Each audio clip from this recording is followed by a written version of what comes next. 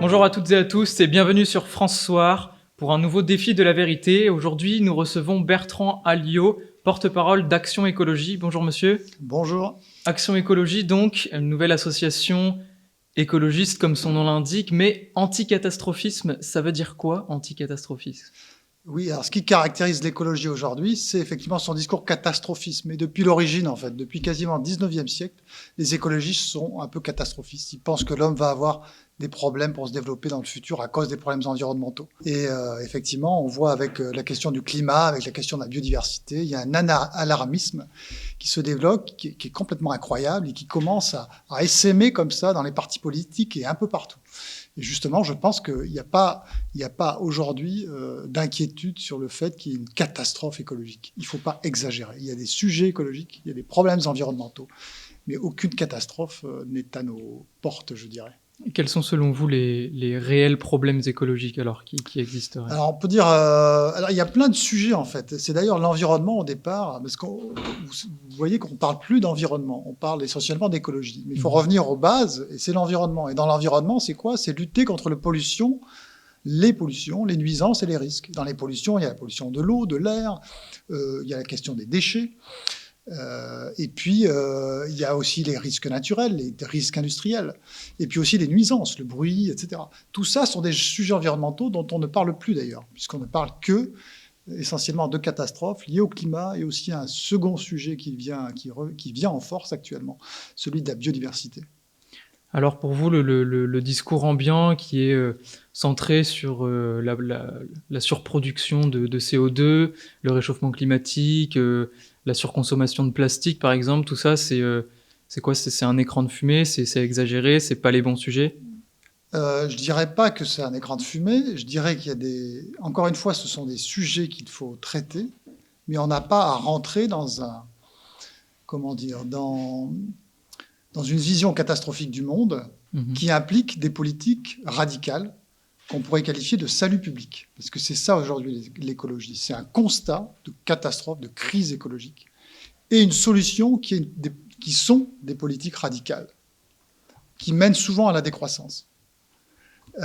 Et je pense que sur tous les sujets qui sont traités aujourd'hui, il faut se calmer un peu et proposer une vision plus sereine des choses. Selon vous, l'écologie, ça ne veut pas dire décroissance ? Non, ça ne veut pas forcément dire décroissance. Évidemment, s'il y a un constat si le développement nous amène à des catastrophes potentielles, évidemment, il faudra une décroissance. Il y a une certaine logique dans la pensée écologique. C'est pour ça que il faut pouvoir discuter du diagnostic de l'écologie, qui est celui de la catastrophe. Et c'est ce diagnostic qui implique des politiques radicales. Or, aujourd'hui, on a tendance à critiquer les politiques radicales en disant qu'on va beaucoup trop loin, mais on ne remet jamais en cause le diagnostic. Et c'est ça qu'il faut faire aujourd'hui. Il faut remettre en cause le diagnostic de la crise écologique qui est en fait une catastrophe planétaire qui va amener soit à une diminution de la population mondiale, soit à un affaiblissement de la civilisation, toutes ces choses-là. Je pense qu'on n'en est pas là. En tout cas, peut-être que la civilisation est en danger, mais je ne suis pas sûr que ce soit à cause des sujets qui sont mis en lumière par l'écologie traditionnelle. Alors, vous parlez de politique radicale. C'est quoi les politiques radicales liées à l'écologie ? C'est les 30 km/h imposés dans Paris, c'est l'interdiction des pailles en plastique, Alors, c'est radical ? Oui, c'est une forme de radicalisme, parce qu'on va quand même très loin dans les contraintes imposées aux citoyens, disons. Et aujourd'hui, les politiques énergétiques, par exemple, l'investissement dans les énergies renouvelables intermittentes, que sont les éoliennes et le solaire, par exemple, on peut dire qu'on va aussi vers un certain radicalisme. Lorsqu'on demande de se passer du moteur thermique, ce que demande l'Union européenne, à partir de quoi, je crois que l'année 2040 ou l'année 2030, je ne sais plus exactement, lorsqu'on demande à avoir une neutralité carbone d'ici 2050, on peut dire qu'on est dans une politique radicale, parce que pour arriver à ces objectifs, il faudra vraiment des politiques radicales pour éradiquer un certain nombre de choses. Et c'est pour ça que c'est en partie irréaliste, d'ailleurs. Vous êtes donc en faveur de l'essence, du diesel. On entendait déjà en 2017 le patron de PSA qui montrait déjà à cette époque énormément de réserves quant au développement des batteries électriques pour les voitures. Vous êtes plutôt sur cette ligne-là alors? Oui, c'est-à-dire que le problème, c'est que l'écologie traditionnelle a tendance à, à dénoncer certaines solutions, mais de manière absolue. Vous voyez, il ne faut plus faire de voitures thermiques, par exemple. Il faut faire que des voitures électriques. Mais souvent, les solutions, c'est un ensemble de choses où il ne faut rien condamner du tout. Il faut essayer de trouver un équilibre entre des solutions technologiques très différentes. Mais en tout cas, il ne faut pas condamner. Par exemple, si on condamne le moteur thermique, comme ça on dit, il faut s'en débarrasser d'ici 2030 ou 2040, ça va aussi poser des problèmes, parce qu'on a des véhicules aujourd'hui qui peuvent fonctionner encore pendant un certain temps, et on va les mettre au rebut, et donc créer des décharges immenses de voitures à moteur thermique. Et donc, quelle est la logique écologique au niveau des déchets, par exemple? De même que faire de l'électricité, il faut des batteries, il faut des terres rares pour faire des batteries. Comment recycle-t-on les batteries?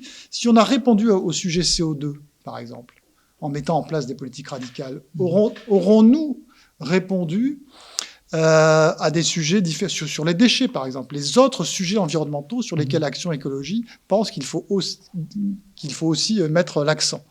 Vous voyez, le problème de l'obsession du CO2, si vous voulez, on est devenu monomaniaque avec l'histoire du CO2. Aujourd'hui, être écologiste, c'est avoir des politiques anti-CO2. Mais il y a plein d'autres sujets, et avoir des politiques anti-CO2 peut créer aussi énormément de problèmes environnementaux à côté. Et donc, il y a toujours ce problème d'obsession aujourd'hui climatique qui nous mène sur des politiques écologiques très, très étranges. Alors, vous n'excluez aucune solution, donc vous n'excluez pas l'hydrogène, vous n'excluez pas le solaire, ni l'éolien, ni le nucléaire. Alors, si en France, l'éolien est une bêtise absolument incroyable, parce que la production électrique française est déjà décarbonée. C'est-à-dire que grâce au nucléaire et aux énergies, grâce au barrage, eh bien, on ne produit pas de CO2 quasiment pour produire de l'électricité en France. Donc, développer une filière éolienne, c'est complètement aberrant, surtout avec le coût induit par les politiques éoliennes, puisque c'est une politique qui est largement subventionnée. Vous voyez? Et donc, en plus, quand on fait des éoliennes ou du thermique, du solaire, pardon, c'est une énergie intermittente. Et donc, ce n'est pas les éoliennes ou des usines à gaz et à charbon ou du nucléaire, c'est des éoliennes et des usines à gaz et du nucléaire pour pouvoir faire de l'énergie lorsque il n'y a pas de vent ou il n'y a pas de soleil. Vous comprenez? C'est-à-dire que au niveau des matières premières utilisées, c'est complètement aberrant. Parce pour faire des éoliennes, il faut des matières premières pour créer les éoliennes, pour les installer, il faut rallonger les réseaux, etc., etc. Et donc, la politique éolienne en France est complètement aberrante. On est en train de jeter l'argent par les fenêtres. En plus du reste, puisque les éoliennes tuent des oiseaux, évidemment, et puis pose un problème de paysage, disons. On peut mettre des éoliennes à certains endroits, mais peut-être pas partout. Donc la solution, ce serait un peu de tout, selon les circonstances. Non, alors sur les éoliennes, ça ne sert à rien de développer l'éolienne en France. C'est un non catégorique. Absolument. Sur cette question-là, je crois que je ne vois pas rationnellement comment on peut être pour le développement de l'éolien en France si l'objectif est de réduire le CO2. Ça restera un mystère. Et on se demande pourquoi l'État français a suivi justement l'écologie traditionnelle sur ce domaine-là. Quel est votre avis sur le développement? On parlait tout à l'heure de décroissance. Il y a un terme sur lequel j'aimerais bien revenir, c'est le développement durable. Certains le remettent en question, le disant oxymorique. Quel est votre avis à ce sujet? Est-ce que vous pensez qu'il existe un développement qui puisse être durable, ou est-ce que vous pensez que... Alors c'est marrant parce que vous faites bien d'en parler, parce que vous savez, on est dans l'ère de l'écologie. Je vous ai dit tout à l'heure, on n'entend plus que ce mot-là. Et c'est marrant parce que le mot développement durable ou l'expression a disparu quasiment. On entend très peu parler du développement durable. Mais c'est très significatif, parce que qu'est-ce que le développement durable? En fait, le développement durable, c'est une théorie qui prend le même diagnostic que l'écologie. Il y a une crise. Mais l'écologie dit il faut des politiques radicales. Mais le développement durable, lui, il fait du greenwashing, si vous voulez. Il prend pour argent comptant l'histoire de la crise. Et puis, c'est business as usual. D'accord? Ça, c'est le développement durable.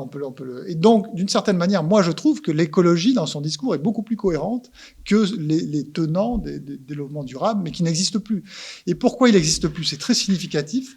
C'est que le diagnostic de la crise, d'une part, et les nécessités de faire des politiques radicales, c'est une thèse qui a été reprise par absolument tout le monde. Et c'est pour ça qu'il ne reste plus que l'écologie. C'est pour ça que le développement durable a disparu. C'est pour ça que le mot environnement n'apparaît absolument nulle part maintenant. J'imagine que vous avez suivi de près ou de loin les primaires écologiques chez les Verts. Est-ce qu'il y a un candidat parmi eux qui porte un peu vos convictions, ou alors est-ce que c'est au contraire, vous n'y voyez, que de l'écologie radicale que vous dénoncez? Oui, oui, on n'y voit que de l'écologie radicale, effectivement. Dans leurs solutions, les écologistes, que ce soit celui qui a gagné la primaire, Yannick Jadot, Ouais. ou les autres, sont par exemple des anti-nucléaires forcenés. Mhm. Et en France, c'est vraiment cette position par rapport au diagnostic qu'ils font est complètement incompréhensible. Je veux dire, ces gens-là nous amusent. On ne comprend plus leur logique. Et donc, on ne peut pas se dire écologique quand on est aujourd'hui contre le nucléaire. C'est en France, en tout cas, qui est une force économique d'abord, et puis écologique, dans le sens où elle ne produit pas de CO2.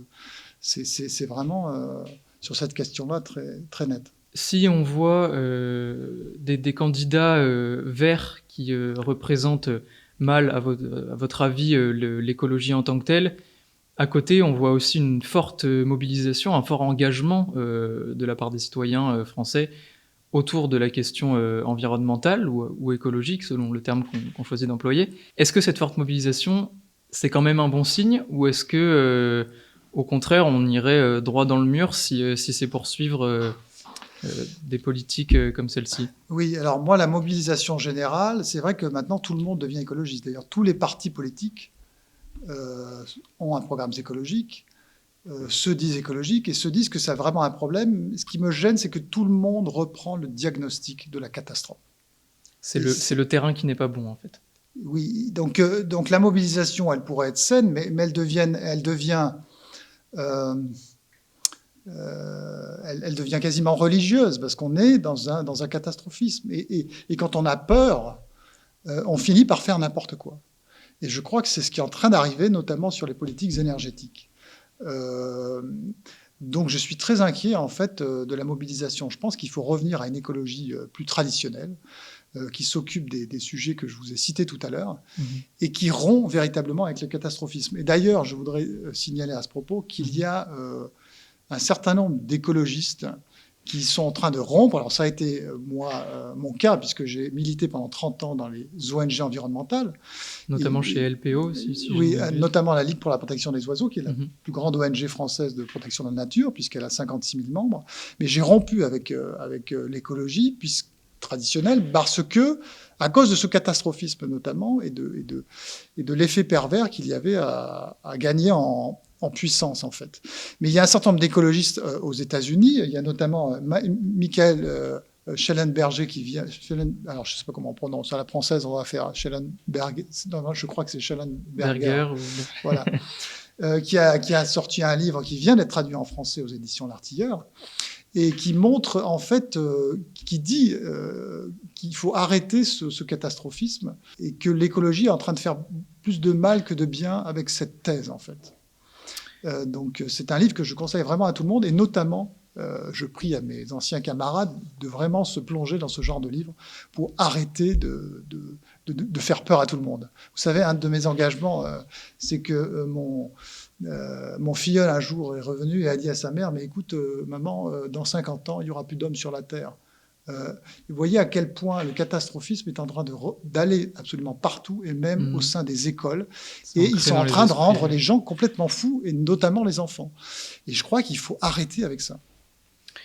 Entendu. Donc on a quand même quelques voix dissidentes, notamment que vous essayez de porter avec l'association Action Écologie. Vous avez commencé par dénoncer donc Action qui a été fondée en 2020. Oui. Donc c'est tout récent, et vous avez directement commencé par un communiqué qu'on a relayé sur le site de France Soir, qui attaque directement nombre d'ONG j'allais dire mainstream vulgairement, tels que Greenpeace, tels que Oxfam France ou encore la fondation Nicolas Hulot. Vous dénoncez leur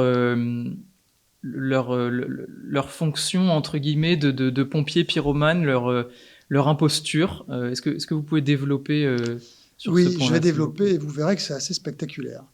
L'État a été condamné il y a un peu plus d'une semaine par le tribunal administratif de Paris à réparer un préjudice écologique puisqu'il avait un budget carbone à respecter entre 2015 et 2018 et qu'il n'a pas respecté ce budget carbone. Et donc, il a été attaqué par 4 ONG, dont effectivement Oxfam France, la Fondation Nicolas Hulot pour la nature et l'homme et Greenpeace. Et il se trouve, c'est ça qui est incroyable, c'est qu'à la tête de Oxfam France, on retrouve Cécile Duflot. Cécile Duflot était membre d'Écologie, qui a été secrétaire générale d'Écologie Les Verts, Europe Écologie Les Verts, et dans ce cadre a négocié avec le Parti socialiste un accord de gouvernement qui prévoyait la fermeture de la centrale de Fessenheim. La centrale de Fessenheim ne produit pas de CO2. Donc, qui a été fermée l'année dernière oui, absolument. En 2020, elle a commencé le premier réacteur a été fermé. Donc, en tant que ministre, en tant que d'abord, allié du Parti socialiste, Cécile Duflot a amené cette proposition sur la table, ça a été repris, et ensuite elle a été ministre du gouvernement qui a décidé de fermer Fessenheim. C'est ça qui est incroyable. Si on reprend la deuxième ONG, Fondation Nicolas Hulot pour la nature et l'homme, qui est à la tête de ça? A priori, Nicolas Hulot. Il n'est pas président, il est président d'honneur, je crois. Mais enfin bon, on peut dire quand même qu'il souscrit à ce qui se fait dans la fondation qui porte son nom. Mais ce monsieur a été ministre de l'écologie ou de la transition écologique. Et il a continué. Il n'a pas remis en cause la fermeture de Fessenheim, qui, encore une fois, ne produit pas de CO2. Donc, une fois qu'ils sont au gouvernement, ces gens-là essayent d'affaiblir, même affaiblissent les performances françaises sur le CO2, sur la production de CO2. Et lorsqu'ils sont dehors, eh bien, ils attaquent l'État pour que l'État paye sa dette de CO2. Vous voyez le double jeu, en fait, de ces gens-là, qui ne sont pas des écologistes, ce sont des gens qui nous amusent. Et il faut vraiment, je crois, les ONG sont en train de faire beaucoup de mal à notre pays en ce moment, ce genre d'ONG. Et je crois qu'il faut vraiment que les Français se réveillent, que les gouvernements se réveillent et qu'on tienne à l'écart ce genre de personnages et ce genre d'associations du gouvernement de la France et en général du ministère de l'écologie, parce qu'on peut dire qu'il y a une véritable cogestion aujourd'hui au ministère de l'écologie entre, les membres du gouvernement, qui sont d'ailleurs la ministre actuelle, qui est donc responsable de la condamnation. Enfin, elle n'était pas encore ministre, mais enfin bon, elle assume aujourd'hui. Elle est aussi membre d'Europe Écologie Les Verts. Hulot a essayé d'être représentant d'Europe Écologie Les Verts pour une présidentielle. Madame Duflot était dans cette association, etc. Vous voyez, donc c'est un jeu de billard à 5 bandes, mais où il y a toujours les mêmes au milieu, quoi. C'est une écologie qui est trop politisée, en fait.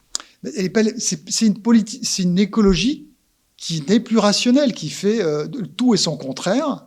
Et ce sont des guignols d'une certaine manière, ou alors c'est des gens qui sont pas dans la raison. Donc c'est spectaculaire quand même cette condamnation par ces associations-là. On voit un discours qui est semblable à celui qu'on connaît depuis 1 an et demi quand même avec cette crise sanitaire. C'est donc des personnalités qui sont mêlées ci et là dans la politique, qui sont aussi médiatisées parfois à outrance.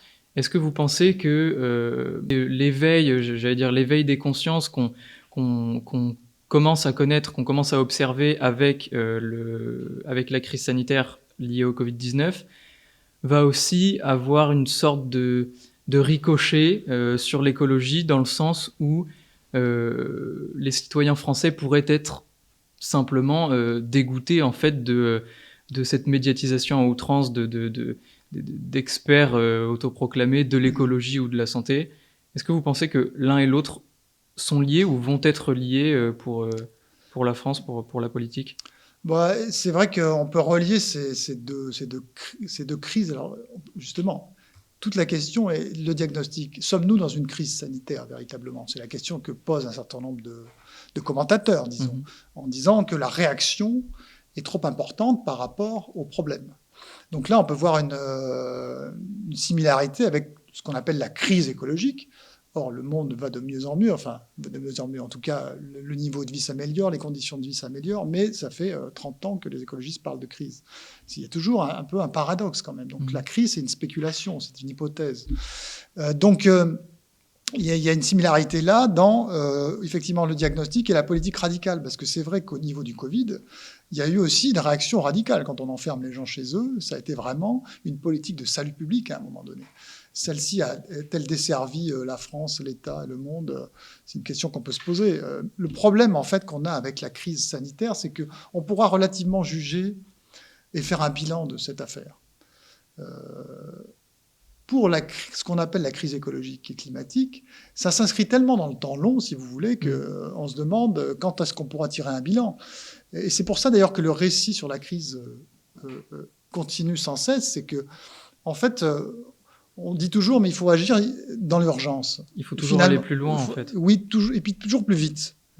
Mais alors, on va toujours plus vite, on fait toujours des actions. Mais on vous dit, et puis le temps passe, disons, mais il n'est jamais trop tard pour agir. Et donc, le discours sur l'urgence s'auto-alimente parce qu'on n'arrive jamais au bout de la vérification du problème. Vous voyez ce que je veux dire? Et donc, ça peut durer encore longtemps, si vous voulez. Je ne sais pas quand est-ce qu'on va rompre avec cet alarmisme, en fait, à cause de ce sujet-là, qui est le sujet climatique, en fait. Ne pensez-vous pas que les politiciens ou les membres des ONG expertes de la question environnementale, les chercheurs, etc., ne sont pas... finalement, ils sont au courant quand même que ça dure sur le temps long, Est-ce que alors tout ce discours écologiste ne reviendrait pas à prêcher dans le désert, en fait, et à servir finalement une autre cause qui n'est pas écologique, qui est peut-être plus politique, écologique ou financière? Alors on peut le dire, effectivement, il y a plusieurs choses. Effectivement, il y a des gens qui vont surfer sur la crise. Aujourd'hui, il y a des vendeurs d'éoliennes, pour dire simplement, qui surfent sur la politique de l'éolien et qui prennent des subventions, etc. Et les ONG aussi ont un double jeu. Pourquoi? Parce que les ONG étaient avant des petites associations. Les associations se sont transformées en ONG. C'est quoi une ONG? C'est simplement une grosse association qui a beaucoup de salariés à payer. Et donc, à un moment donné, les besoins de la structure dépassent, je dirais, les besoins de la cause. Vous voyez ce que je voulais dire? Et dans un pays développé, en fait, plus on avance dans le temps et plus les sujets environnementaux sont traités. Et donc, plus les ONG ont intérêt à se radicaliser. Parce que si les sujets sont traités petit à petit, je veux dire, l'état de l'environnement, dans bien des domaines, s'est amélioré en France et dans les pays développés. Seulement, évidemment, on a intérêt à toujours grossir le trait parce qu'on a besoin d'alimenter sa structure. Et c'est un effet pervers qui existe aujourd'hui dans les ONG, je pense. À un moment donné, il faut effectivement trouver les moyens de toujours survivre. Et on est obligé de se radicaliser parce qu'il y a un certain nombre de problèmes qui peuvent être réglés. Alors, selon vous, il y a en fait des ONG qui devraient tout simplement fermer une fois que le problème est résolu, en quelque sorte. Oui, mais alors avec l'histoire, avec certaines grandes crises comme le climat et la biodiversité, elles ne sont pas prêtes de fermer parce qu'encore une fois, le récit peut durer très très longtemps de la crise. Est-ce que c'est vraiment un récit finalement? Est-ce que c'est pas le normal récit de la catastrophe? Je ne parle pas parce qu'on est à Action Écologie, on ne remet pas du tout en cause la modification climatique, le changement climatique, ni le fait que le CO2 participe au changement climatique. Nous, ce qu'on remet en cause, c'est le catastrophisme qu'il y a derrière ça. Je pense que quand vous avez Mélenchon au débat télévisé avec Zemmour qui dit que Bordeaux sera sous les eaux en 2030, on rentre là dans quelque chose qui est totalement irrationnel. Et ce n'est pas sérieux. Donc vous voyez, nous, on est non catastrophiste. Donc le problème, effectivement, c'est comment sortir de ce catastrophisme avec ces deux sujets qui sont un peu vaporeux, parce que c'est très difficile à traiter de ces sujets quand auront lieu les problèmes qu'on annonce, etc. On repousse. Vous savez, moi, il y a très longtemps, j'avais discuté avec Yves Cochet. Ça, je ne l'ai jamais dit, mais on avait bu un coup parce que je l'avais invité dans une conférence. C'est un type brillant et remarquable. Moi, j'aime beaucoup Yves Cochet. Mais il m'avait dit à l'époque, j'ai parié une caisse de champagne qu'il n'y aurait pas de Jeux Olympiques en 2012. Pourquoi? Parce qu'à cause de la crise liée à l'essence, etc. Bon, vous voyez, et donc plus ça va, et plus Yves Cochet repousse l'échéance de la crise qui doit nous tomber sur la figure, vous voyez. Donc, il y a plein d'exemples comme ça, en fait.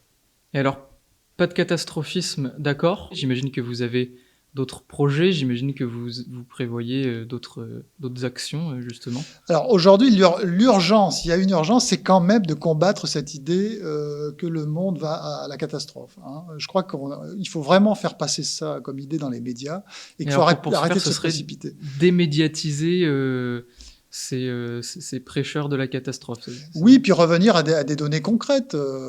Sur le climat, par exemple, dans le dernier rapport du GIEC, ils disent absolument de façon tout à fait nette qu'il n'y a pas une augmentation ni de la fréquence ni de l'intensité des ouragans, par exemple. Donc il y a plein de choses comme ça.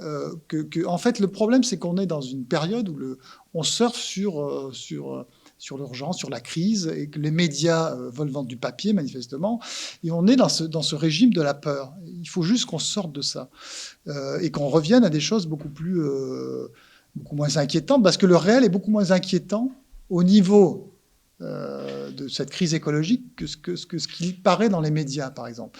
Par exemple, on met souvent en avant l'ours blanc, hein, comme une espèce qui est en mauvaise santé. Ce n'est pas le cas. L'ours blanc n'est pas en mauvaise santé.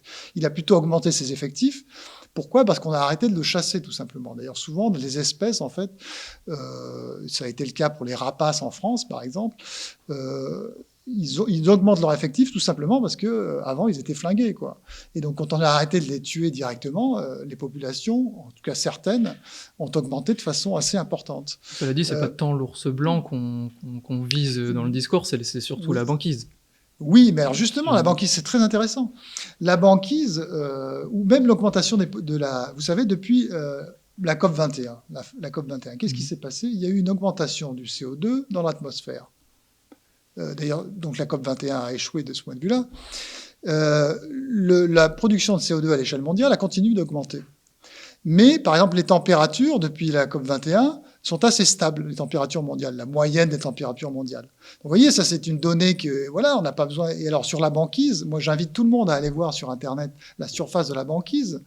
Il y a encore 4 millions, entre 3, je crois, et 4 millions de kilomètres carrés de banquise à son niveau le plus bas. Hein, ce qui est, je crois, 8 fois la surface de la France. Il faut que les gens aussi prennent du recul, finalement. Prennent du recul, exactement. Et sur les médias, faut arrêter de lire les gros titres des journaux, d'accord? Il faut essayer de se calmer un peu et d'aller voir les choses tranquillement. Allez voir la surface, on le voit sur le Polar Portal. Vous mettez ça dans Google, vous allez voir où en est la banquise. Vous verrez que on n'est pas sur des niveaux de banquise extrêmement bas, comme l'avait prévu, par exemple, Al Gore dans son film « Vérité qui dérange ». Encore une fois, là aussi, il avait prévu qu'il n'y aurait plus de banquise, je crois.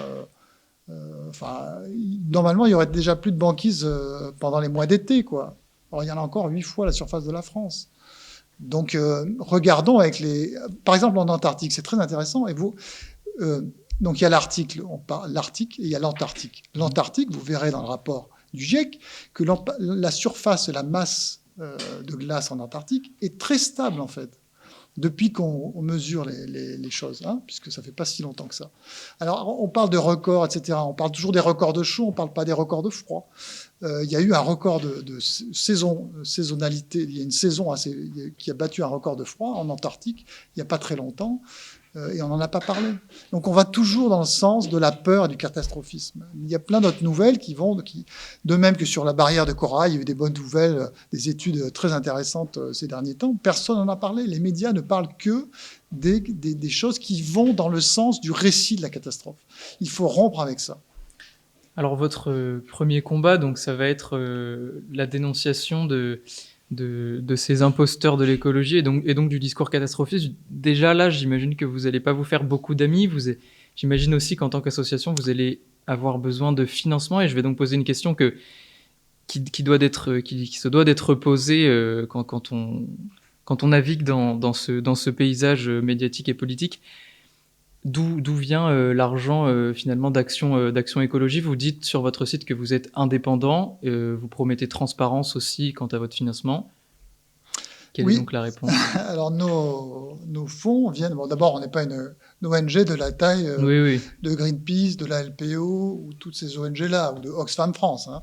On est beaucoup plus petit. On a en fait 4000 aujourd'hui donateurs, et donc on vit grâce à ces 4000 donateurs. Et c'est pour ça, évidemment, qu'on est complètement indépendant de toute structure. On ne va pas chercher de subventions à droite, à gauche, ni subventions sur projet, ni subventions de fonctionnement.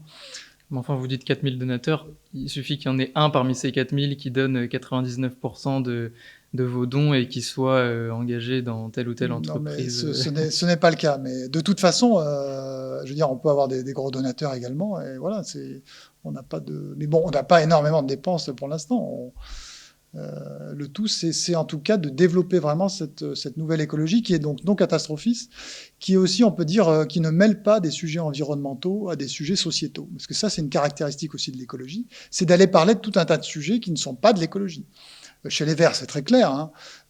Quand ils sont plus intéressés parfois, c'est pour ça qu'on disait que c'était pas des écologistes, c'est parce qu'ils parlaient du mariage gay, de l'accueil des migrants et ce genre de sujets très marqués politiquement d'abord, et puis qui sont des sujets sociétaux en fait. Et moi, je pense qu'il faut séparer les sujets environnementaux des sujets sociétaux. Bon, il peut y avoir des liens.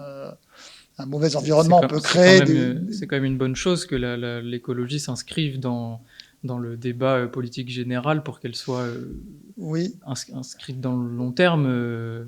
Oui, alors si on a un parti politique, il est obligé de parler d'autres sujets que les sujets environnementaux. Maintenant, de toute façon, l'écologie, les sujets environnementaux sont pris par tous les partis politiques. Ce qui fait que, d'ailleurs, les Verts n'ont plus, et Europe Écologie Les Verts n'a plus de spécificité là-dessus.